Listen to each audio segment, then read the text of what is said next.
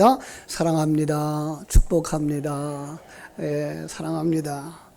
반갑습니다.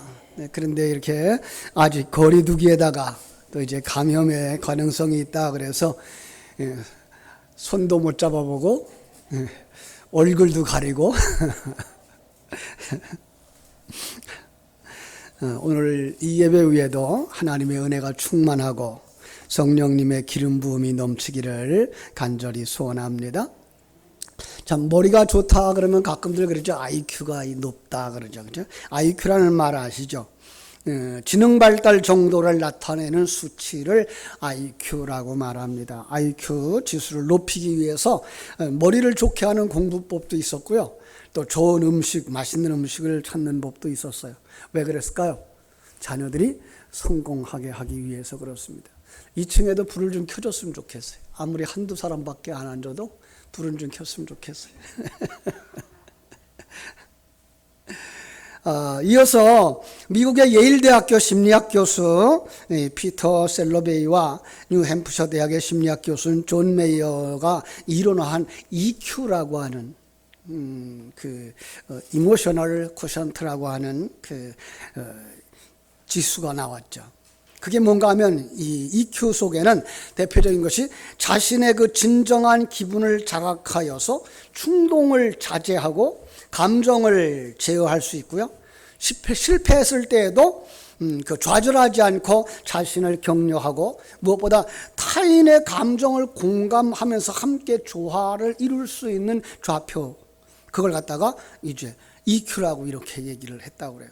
그리고 오늘 우리가 함께 관심을 가지려고 하는 게 이제 뭔가 하면은 그 역경지수라는 단어가 있어요. 이것은 이제 AQ라고 하는데 이 어드버시티 쿼션트라는 이렇게 단어를 쓰는데 수많은 역경에도 끊이지 않고 도전해서 목표를 성취하는 능력, 그걸 지수로 표현한 걸 바로 AQ라고. 어려움이 닥쳤을 때 사람들은 어떤 결과를 나타내는가 하면은 포기하는 사람이 있대요. 그런가 하면 그냥 그럭저럭 안주하는 사람이 있고요. 그런가 하면 그 역경을 극복하는 자가 나온대요. AQ는 이 IQ나 EQ보다도 더 높은 그런 지수로서 높은 AQ가 높은 사람들은 성공하는 사람들이 많다는 거예요. 이것을 영국의 그 학자가 이렇게 발표를 한 거예요. 여기서 역경이라고 쓰는 단어는요, 몹시 힘들고 어려운 처지를 의미하는 것으로서 사람들은 이 역경을 헤쳐나가지 못한다라고 단정할 수밖에 없을 정도의 힘든 일이라는 거죠. 하지만 인간은 어떤 존재입니까? 하나님의 형상대로 지음받은 존재예요. 그래서 무한한 가능성의 존재이기 때문에 참 극복할 수 있는 의지와 힘을 가지고 있다는 거예요.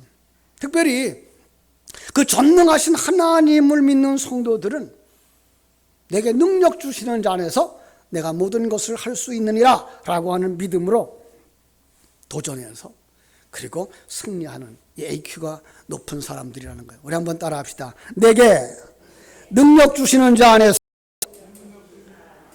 내가 모든 것을 할 수 있느니라. 그렇습니다. 우리는 역경을 극복할 수 있는 EQ 지수가 아주 높은 사람들인 줄로 믿습니다. 이번 코로나19를 대처하는 사람들 가운데서도 어떤 사람은 금방 포기하고 죽음의 길로 들어가는가 하면 어떤 사람은 잘 극복하고 금방 나와요. 어떤 사람은 2달이 되어져도 회복하지도 못하고 그냥 그 상태로 머물러 있는 상황도 있는 거죠. 여러분들은 어떤 사람이었으면 좋겠어요? 안 걸리면 좋겠죠, 그죠? 고난을 이기고 승리하는 이 AQ 지수가 높은 사람들 되어지기를 바랍니다. 운동선수들이 다 그런 얘기를 해요. 과거에 아주 피겨스케이트 꽃이라고 했던 김연아 선수, 그런가 하면 축구선수 가운데에 차범근 선수, 또 우리 박지성 선수 같은 이런 사람들이 그런 얘기를 해요. 나의 인생, 나의 그 운동 경기하는 인생의 대부분은 역경이었습니다. 심지어는 얼마나 그 운동을 심하게 시키는지 운동선수들이 자기 자녀들은 그 운동을 시키지 않을 정도, 시키고 싶지 않을 정도로 그게 힘들대요. 그 역경을 견뎌내기가. 그죠? 그런데 오늘날 자라나는 젊은 세대들은요, 이 역경 지수가 아주 낮다는 거예요. 안타까운 거죠.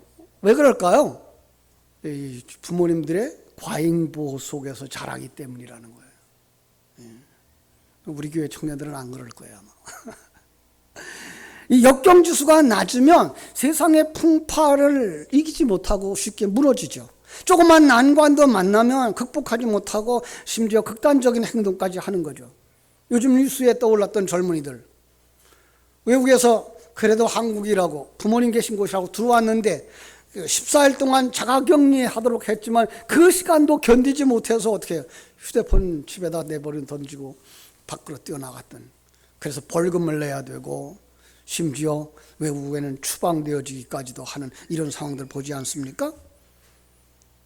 참으로 이것은 그 극복하려고 하는 역경의지들이 너무 낮기 때문에 그런 거예요. 그런데 여기에서 끝이지 아니하고 요즘은 우리 그 교회 안팎에 등장하고 있는 SQ라고 하는 스피리추얼 그 쿼션트라고 하는 영적인 지수, 그죠?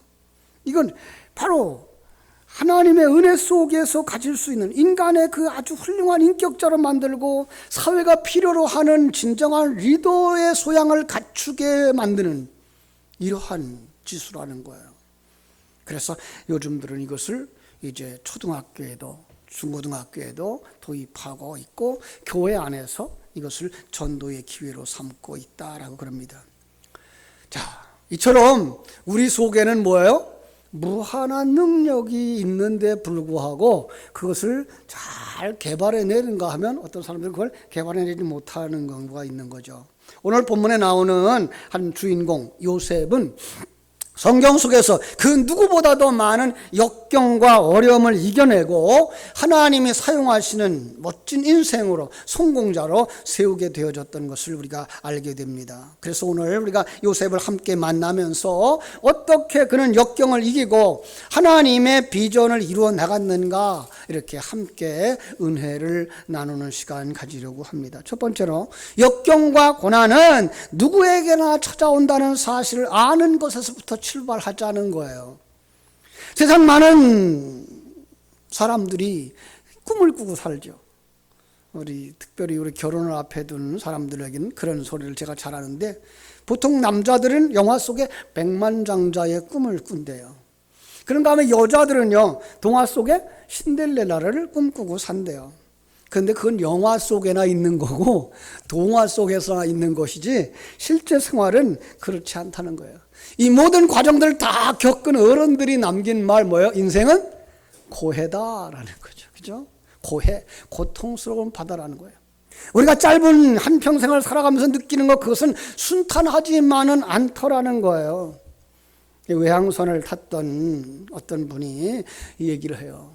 그 바다는요, 잔잔하다가도 때로는 예기치 않은 풍랑이 일어나고 또 거기서 파도가 일어나는데 그 파도가 얼마나 큰지, 여러분 우리 외항선이라 그러면요, 우리가 아는 것처럼 배의 크기가 아마 높이가 우리 교회 높이보다 더 크거든요. 그런데 불구하고 옆에 있는 배가 안 보일 정도로 파도가 친대요. 얼마나 무섭겠어요, 그죠? 그냥 잔잔한 줄만 알았는데 어느 순간 그런 파도가 일어나고 배다가 거기서 이제 파도에 마주하고 위기를 만나기도 한다 그러는 거예요. 요즘 봄 날씨가 그런 것 같아요. 얼마 전만 해도 그냥 3월 말쯤까지만 해도 굉장히 따뜻해서 이거 벌써 여름이 왔나라고 생각을 했는데, 이게 며칠 전에부터 찬바람이 불더니 날씨가 찾아서 지금 과수농가들은 굉장히 걱정이에요. 왜? 이 냉해를 입었어요. 벌써 꽃들이 다 까맣게 얼었고, 그러면 그 열매가 안 되어지거든요. 이런 어려움들을 겪는 거죠. 이 코로나19로 말미암아서 이 나라가, 온 세계가 지금 그래요. 온 세계가 잘 가고 있다고, 경제적으로 잘 발전하고 있다고 생각했던 나라들조차도 이번 코로나19로 말미암아서 경제적으로 뒷걸음질 치고 있고요. 곳곳에 지금 데모가 일어나고 있어요. 왜? 먹고 살기 힘들다는 거예요. 강력한 규제를 해가지고서는 통제를 하다 보니까 양식을 구할 수도 없고, 그러다 보니까 그냥 데모들이 막 일어나고 있는 그런 모습들인 거죠. 그죠? 자, 이것들이 뭐예요? 시간이 지나고 나면 우리는 뭐라고 말할까요? 지나간 일이라고 말할 거예요. 오늘 요셉의 이야기도 그러겠어요. 요셉의 어린 시절, 그는 정말로 풍랑이 일어날 것 같지 않은 인생을 살았죠. 왜 그래요? 정말 아버지의 끔찍한 사랑을 받았잖아요. 아버지가 사랑하는 여인이 낳은 초다들. 그죠? 그것도 오래 기다리던 가운데 얻은 아들이었기 때문에 아버지의 사랑을 독차지했어요. 요 앞에 더 가서 37장에 가보면은요, 아버지 이스라엘이 여러 아들보다 그를 더 사랑해서 그를 위하여 채색 옷을 지어 입었대요. 색동 옷을 입혔대요. 그게 뭐예요? 가장 사랑하는 그런 모습인 거죠. 그런데 그 아버지의 사랑을 독차지하고 있었기 때문에 오히려 형제들에게 이제 미움을 당할 고난의 시작이 되어졌던 거죠. 그래서 그의 형들이, 아버지가 형들보다 그를 더 사랑함을 보고 그를 미워하였더라라고 말하고 있죠. 요셉은 고난의 가시밭길이 시작됩니다. 거기 더 놀라운 건 하나님이 준 꿈이었어요.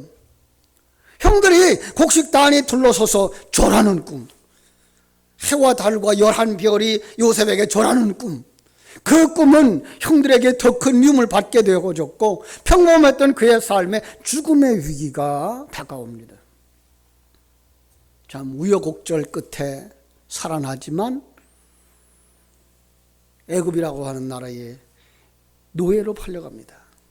자, 생각해 보세요. 아버지의 사랑을 받고 귀여움을 받았던 아들, 그가 이제 노예가 되어져서, 그죠? 생명조차도 내 마음대로 하지 못하고, 먹는 것 입는 것 내 마음대로 하지 못하고, 시키는 일 못다 하면 채찍에 맞고 감당해야 하는 그 노예 생활. 거기서도 성실하게 일했더니 주인의 사랑을 받고 그 관리하는 자가 되어졌어요.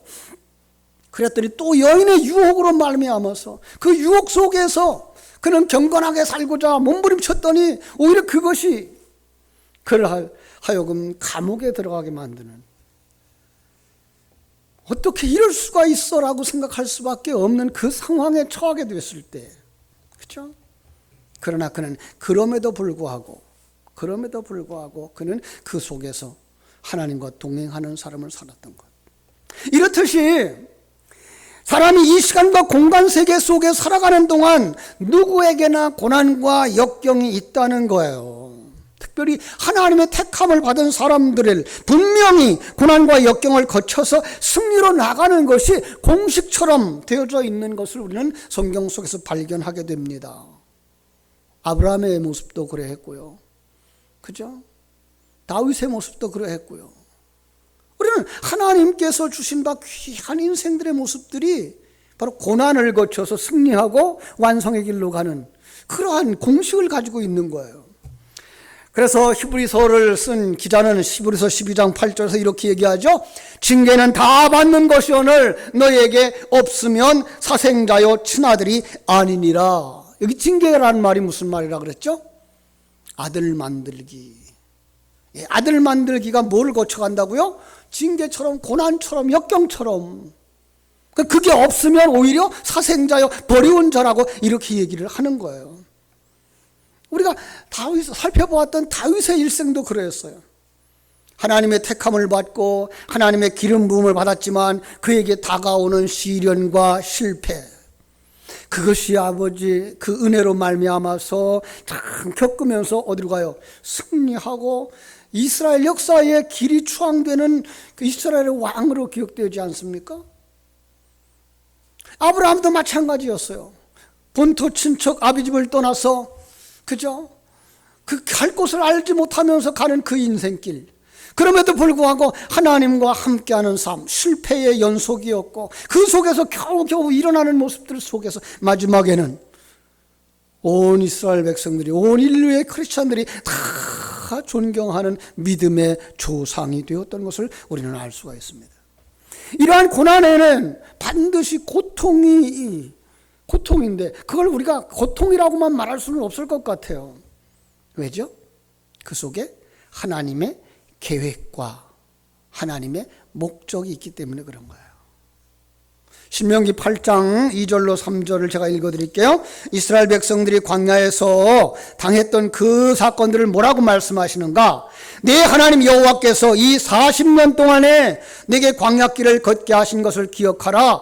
이는 너를 낮추시며 너를 시험하사 내 마음이 어떠한지 그 명령을 지키는지 지키지 아니하는지 알려 하심이라. 너를 낮추며 너를 줄이게 하시며 또 너도 알지 못하며 내 조상들도 알지 못하던 만나를 내게 먹이신 것은 사람이 떡으로만 사는 것이 아니요 하나님의 입에서 나오는 모든 말씀으로 사는 줄을 내게 알게 하려 하심이니라 그랬어요. 이 말씀을 통해서 우리가 보건대 우리 인생의 고난과 역경의 시간은 하나님을 만나는 시간이라는 거예요. 그 고난과 역경의 시간은 하나님의 말씀으로 사는 훈련 시간이라는 거예요. 하나님을 바라보면서 나아가는 그 훈련의 과정이라는 거예요. 결과적으로 믿음의 선배들은 이 고난과 역경을 자신의 인생에 복을 주시는 풍성한 하나님 나라를 이루게 하시는 그 하나님을 만나고 그 하나님과 동행하고 마침내 승리자로 세워졌더라는 것입니다. 고난이 축복이 됨을 기억한다면 신약 성경의 야고보 사도가 했던 말을 우리는 기억할 수 있을 것입니다. 야고보서 1장 2절 이하에 보면요 이렇게 말하고 있어요. 여러 가지 시험을 만나거든 뭐하라? 온전히 기쁘게 여기라. 너의 믿음의 시련이 인내를 만들어내는 줄을 너희가 알미라. 인내를 온전히 이루라. 이는 너희로 온전하고 구비하여 조금도 부족함이 없게 하려 함이니라. 억지 같아 보여요. 그죠? 그러나 그 속에 전화위복시켜 주시는 하나님을 바라보는 성도들로 완성되는 줄로 믿습니다. 모든 성도들의 삶이라는 게 고난과 역경을 통해서 정금같이 빛나는 하나님의 사람이 되는 과정이라는 것을 우리가 알게 됩니다. 두 번째로 고난과 역경을 준비하는 자만이 이겨낼 수 있더라는 거예요. 요셉은 보디발이 그 감옥에 있을 때 그죠?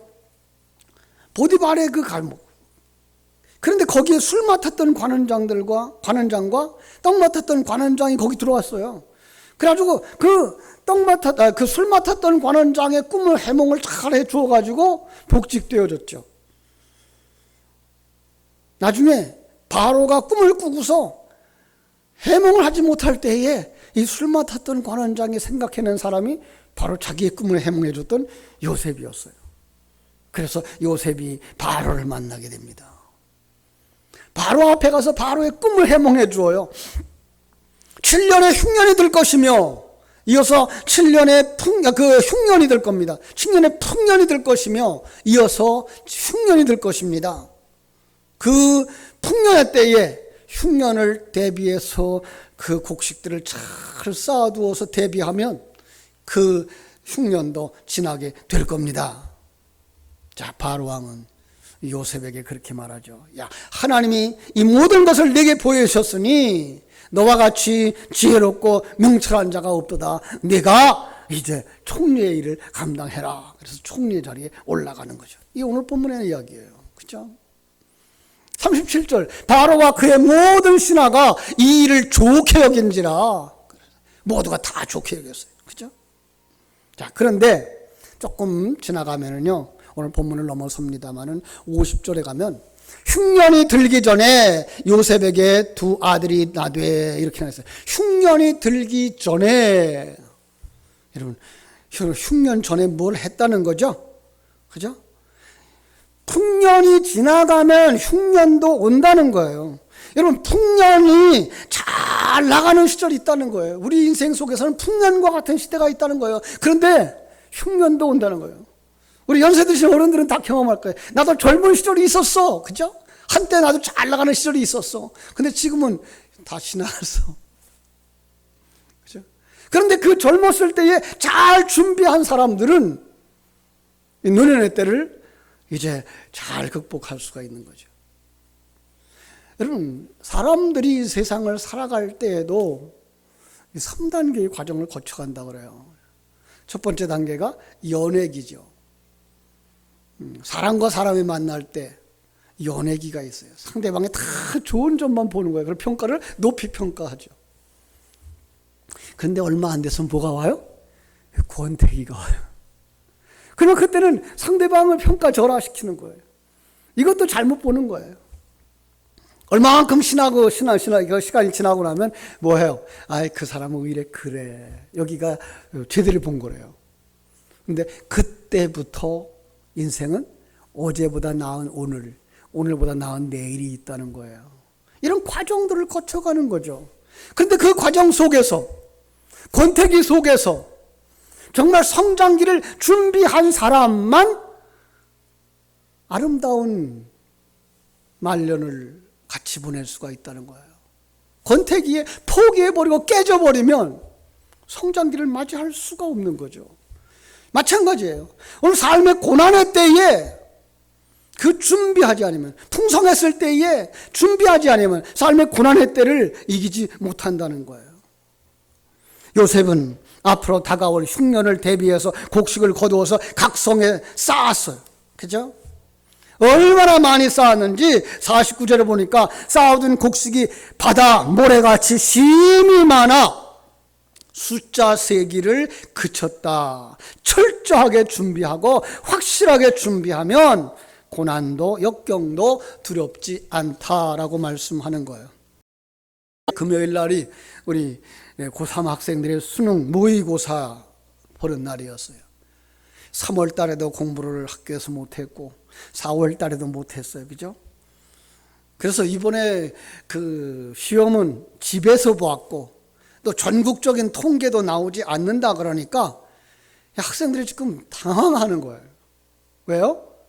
내가 지금 전국의 고3 학생들 가운데에 몇 등쯤 되는가, 실력이 얼마쯤 되는가가 이게 전체적인 통계가 안 나오기 때문에 이 전체적인 점수가 나오고 전체적인 자기 점수가 나오면 이게 수능 시험을 참여하는 것이 수시 입학에 들어가는 것이 더 유익한지 마지막 이제 정규 고사를 시험을 치러서 들어가는 것이 더 유익한지를 판단하고 더 유익한 쪽을 택해야 되는데 지금 그걸 할 수가 없는 상황이라는 거예요. 그래서 전전긍긍한다는 거예요. 여러분, 그때 무슨 말을 할 수 있을까요? 실력을 쌓고 잘 준비한 학생은 점수나 그 결과에 크게 비중을 두지 않는다는 거죠. 그죠? 왜요? 잘 준비했기 때문에. 그러나 준비하지 않으면 어떻게 된다고요? 낭패한다고요. 마태복음 25장에 나오는 지혜롭고 슬기로운 5 처녀, 등불도 준비하고 기름도 준비했으니까 신랑이 언제 오든지 상관이 없어. 그런데 미련한 처녀는 어떻게 해요? 5 처녀는요. 등은 준비했는데 기름을 준비하지 않았어. 그래가지고 신랑이 오자 그때 가서 기름을 준비하러 갔는데 돌아오기 전에 문은 닫혀버린 거죠. 그죠? 사랑하는 여러분, 여러분들은 잘 준비하고 계시죠? 깨어 기도하며 준비하여서 이 고난과 고통의 때를 통과하고 풍성한 열매를 맺는 여러분들 되시기를 주님의 이름으로 축원합니다. 세 번째로 수고한 결실을 누리면서 하나님께 영광을 돌리며 살아가는 자들이 되어져야 할 줄로 믿습니다. 56절에 보면 온 지면에 기근이 심하여졌고 애굽 사람들뿐만 아니라 세상 모든 사람들은 7년 동안 그 흉년에 먹을 것이 없어지자 요셉에게 먹을 것을 구하러 오게 됩니다. 그때의 요셉은 모든 창고를 열고 양식을 구하러 오는 사람에게 양식을 나누어 줍니다. 여러분, 요셉의 그 애굽에서의 이름이 뭔지 압니까? 45절에 나와요. 사브넷 바네아. 그죠? 이 사브낫 바네아라고 하는 의미는요, 은밀한 것을 열어 보이는 자라는 의미가 있어요. 예. 그러나 바로의 꿈을 해몽해 주어서 열어 보여주었다라고 하는 의미도 있고요. 또 다른 의미는 양식을 나누어 주는 자. 그죠? 예수 그리스도의 예표예요. 이걸 요한복음 10장 10절로 인용을 하면요, 예수님이 이 땅에 오신 것은 양으로 하여금 생명을 얻게 하고 더 풍성히 얻게 하려는 것이라고 하는 사실이고요. 마태복음 24장에서는 주님께서 뭐라고 말씀하셨는가 하면은 충성되고 지혜 있는 종이 되어서 주인에게 그 집 사람들을 맡아 때를 따라 양식을 나눠 줄 자가 누구냐? 주인이 올 때에 그 종이 이렇게 하는 것을 보면 그 종이 복이 있으리로다 그랬어요. 마치 공주님들에게 창보문을 열어서 양식을 나누어 주듯이 하늘나라 진리를 나누어 주는 자를 지혜롭고 충성된 종이라고 하는 거예요. 요셉은요, 그의 삶의 열매, 창고의 양식을 나누면서 그들의 몸과 마음을 모두 자기 왕에게로 이끌어갔어요. 이게 바로 예수님의 예표죠. 예수님이 이 땅에 오셔서 하신 일이 뭐예요? 진리의 말씀을 나누어 주어서 그들의 영혼을 아버지 하나님께로 이끌어가는 것이었어요. 이 땅의 성도들을 뭐라고 말합니까? 크리스천이라고 말하죠. 그리스도를 닮은 사람들이라는 말이죠. 그렇습니다. 이제 우리는 우리의 삶의 열매, 신앙의 열매를 나눔으로써 하나님께 영광을 돌리는 승리자들, 진정한 승리자들이 되어야 할 줄로 믿습니다. 오늘 설교는요, 영화를 하나 보여드리고서 아주 짧은 영상을 하나 보면서 마치려고 합니다. 한번 영상 보여주실래요? 안 꺼도 돼요. 옛날 같지 않아요.